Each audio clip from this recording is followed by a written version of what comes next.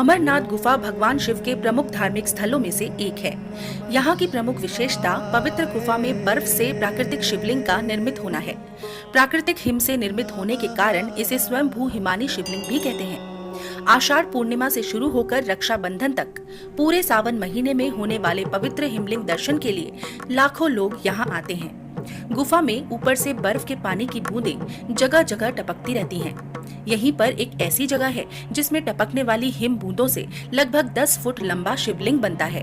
चंद्रमा के घटने बढ़ने के साथ साथ इस बर्फ का आकार भी घटता बढ़ता रहता है। श्रावण पूर्णिमा को यह अपने पूरे आकार में आ जाता है और अमावस्या तक धीरे धीरे छोटा होता जाता है। आश्चर्य की बात यही है कि यह शिवलिंग ठोस बर्फ का बना होता है, जबकि गुफा में आमतौर पर कच्ची बर्फ ही होती है जो हाथ में लेते ही भुरभुरा जाती है। मूल अमरनाथ शिवलिंग से कई फुट दूर गणेश, भैरव और पार्वती के वैसे ही अलग अलग हिमखंड हैं। बाबा अमरनाथ में शिवलिंग के अद्भुत स्वरूप के अलावा इस गुफा में रहने वाला कबूतरों का जोड़ा भी तीर्थ यात्रियों का ध्यान खींचता है। तो क्या है अमरनाथ गुफा में 2 कबूतरों का रहस्य?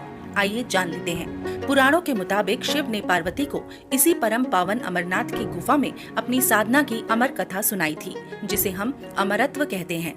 कहते हैं भगवान भोलेनाथ ने अपनी सवारी नंदी को पहलगाम पर छोड़ दिया, जटाओं से चंद्रमा को चंदनवाड़ी में अलग कर दिया और गंगा जी को पंचतरणी में तथा कंठाभूषण सर्पों को शेषनाग पर छोड़ दिया। इस प्रकार इस पड़ाव का नाम शेषनाग पड़ा। अगला पड़ाव गणेश पड़ता है। इस स्थान पर बाबा ने अपने पुत्र गणेश को भी छोड़ दिया था, जिसको महागुणा का पर्वत भी कहा जाता है। पिस्सू घाटी में पिस्सू नामक कीड़े को भी त्याग दिया।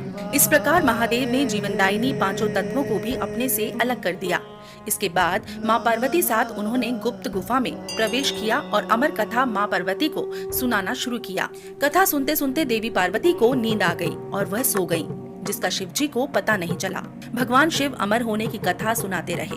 उस समय 2 सफेद कबूतर शिवजी से कथा सुन रहे थे और बीच बीच में गूं गूं की आवाज भी निकाल रहे थे। शिवजी को लगा कि माता पार्वती कथा सुन रही हैं और बीच बीच में हुंकार भर रही हैं। इस तरह दोनों कबूतरों ने अमर होने की पूरी कथा सुन ली। कथा समाप्त होने पर शिव का ध्यान पार्वती की ओर गया, जो सो रही थी। जब महादेव की दृष्टि कबूतरों पर पड़ी तो वे क्रोधित हो गए और उन्हें मारने के लिए आगे बढ़े। इस पर कबूतरों ने भगवान शिव से कहा कि हे प्रभु, हमने आपसे अमर होने की कथा सुनी है। यदि आप हमें मार देंगे तो अमर होने की यह कथा झूठी हो जाएगी। इस पर शिवजी ने कबूतरों को जीवित छोड़ दिया और उन्हें आशीर्वाद दिया कि तुम सदैव इस स्थान पर शिव पार्वती के प्रतीक चिन्ह के रूप में निवास करोगे। अतः यह कबूतर का जोड़ा अजर अमर हो गया। कहते हैं आज भी इन दोनों कबूतरों के दर्शन भक्तों को यहाँ प्राप्त होते हैं और इस तरह से यह गुफा अमर कथा की साक्षी हो गई व इसका नाम अमरनाथ गुफा के नाम से प्रसिद्ध हो गया। एक अन्य कथा के अनुसार एक समय महादेव संध्या के समय नृत्य कर रहे थे। अचानक भगवान शिव के गण आपस में ईर्ष्या के कारण कुरु कुरु शब्द करने लगे।